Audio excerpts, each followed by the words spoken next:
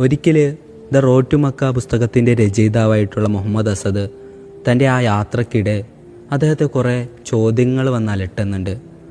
ആ ചോദ്യങ്ങൾ എന്തെന്ന് വെച്ചാൽ, താൻ എന്തിനാണ് ഇങ്ങനെ തുടരെ യാത്ര ചെയ്യുന്നത്, തനിക്ക് എന്ത് ലാഭമാണ് അതിൽ നിന്ന് കിട്ടുന്നത്, അതായ തൻ്റെ യാത്രയ്ക്കുള്ള ലക്ഷ്യം എന്താണ്, ഇങ്ങനെയുള്ള ചോദ്യങ്ങളായിരുന്നു.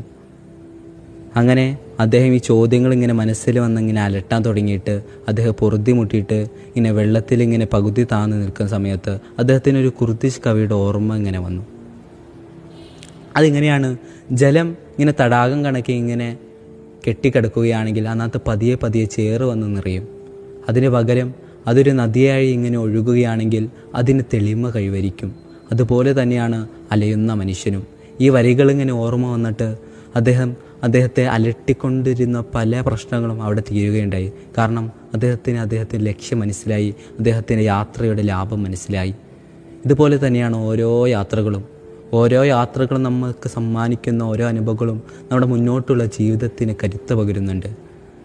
അത് ദ ഗ്രേറ്റസ്റ്റ് ജേണിയായ ഹജ്ജാകുമ്പോൾ അത് കൂടുതൽ ആത്മീയത നിറഞ്ഞതും അത് കൂടുതൽ അർത്ഥപൂർണവുമാകും.